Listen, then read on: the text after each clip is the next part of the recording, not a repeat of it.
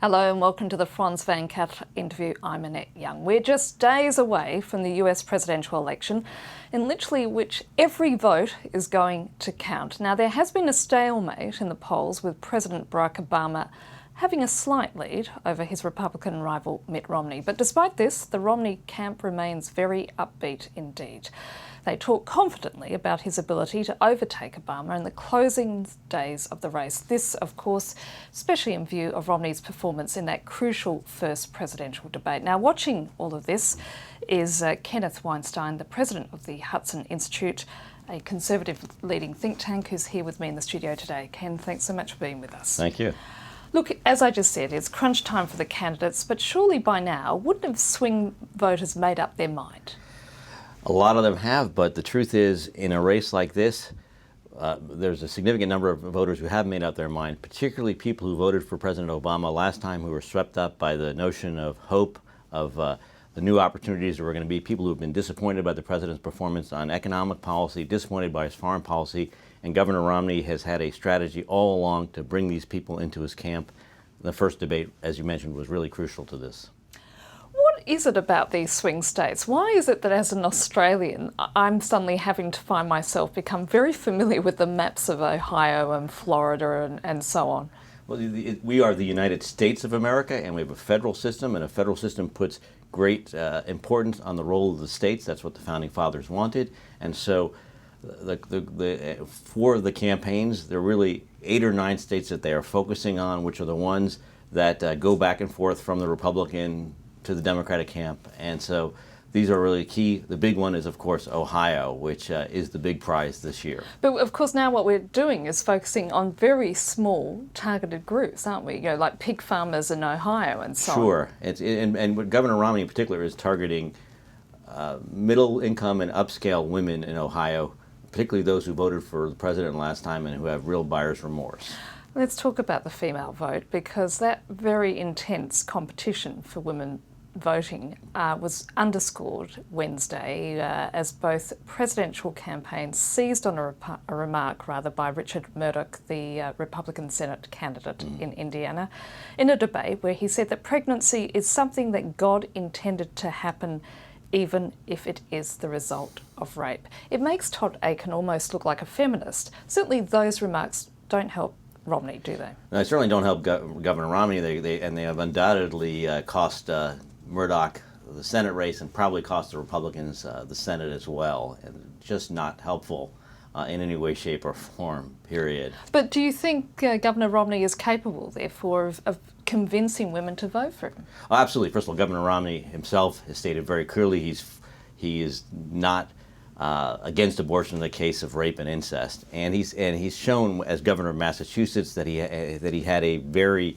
active women's agenda, appointed women to key positions in his cabinet, a number of very key advisors for women, and he's someone who I think is not a member of the Akin wing or the Murdoch wing of the Republican Party. But he is a member of a party that does have that legacy. Sure, and he's criticized both candidates now very clearly and very vocally, and I think that's something that helps. Obviously, it would have been better if neither of those candidates had been nominated by the party, certainly. All the pundits seem to be predicting a close result. How did this race get to become such a nail-biter? Very, very simply, I think that President Obama had the wrong strategy from the outset. His idea was to paint Mitt Romney as an extremist, as a plutocrat out of touch with the middle class, and as an extremist on social issues. And here he was following the advice he was given by Bill Clinton, and the idea was basically to target Governor Romney in the period after Governor Romney got the nomination and before the Republican convention. And so the Obama campaign spent tens of millions of dollars on ads, and independent groups supporting the president spent tens of millions of dollars on ads trying to get this message out.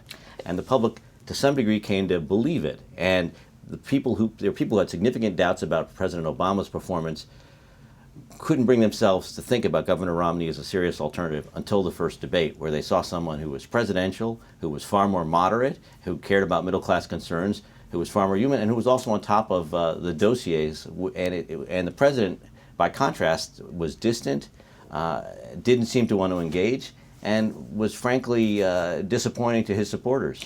But, I mean, it was a very different story a couple of months ago with Governor Romney. I mean, the situation has changed rather dramatically for him, hasn't it? Yeah, there are a number of reasons for this. There's some sense that Governor Romney himself has now really taken charge of his own campaign, and that he is listening a bit less to his advisors, and he's running as a candidate who he is, and he's very comfortable in his own skin, as we saw in the 3 debates. He's someone who's sure of himself. He's an amazingly successful individual, someone who turned the Olympics around in Salt Lake City when they were in big crisis, the CEO of Bain Capital, someone who helped build major companies in the U.S. and a successful governor of a state, and now he's running as who he is. Ken, but given the high unemployment and the fact that the economy is still in a bad shape, one would think, however, that Governor Romney would be way ahead in the polls. One would think he would be way ahead. Where did he fail? Because, I mean, all the odds are in his favour. The Electoral College favors President Obama to begin with, because the key states that he is likely to win have larger numbers in the Electoral College. And the president himself has benefited from a continued free pass and a lot of reasons from the media, which frankly has not been as critical of his performance as they were of George W. Bush's or even of Bill Clinton's. And the president, as the first African-American president, there's been a huge sentiment in both parties by a lot of people. A lot of us, myself included, were deeply moved to tears the night he was elected. None of us thought we would ever see the day that an African-American would be elected president. And I think people have been somewhat less critical of him, but I think that first debate opened people's eyes to what a lot of us in Washington knew about the president, about his distance, about a lack of real engagement on policy issues. And let's talk about policy issues, and in particular foreign policy, which was the focus of the last presidential debate. And most pundits agreed that in that case Romney did not come off that well against Obama. In reality, of course, there's not that much difference between the two men when it comes to foreign policy issues, but it was really a situation where we saw Romney agreeing with Obama rather than the other way around. Yeah, I think there was a strategy to the governor's performance in the debate. He did not want to sit down and get into arguments over particulars with the president. He wanted to be reassuring to show voters, particularly female voters, that he wasn't going to be the next George W. Bush, and that he was going to be someone who had his own vision for foreign policy and someone who was not going to be a massive departure from President Obama. He could have been much more critical. He's been much more critical on the campaign trail. But one of the strongest criticisms directed towards Governor Romney is the fact that he's seen as a man who flip-flops, that he's not seen as being consistent.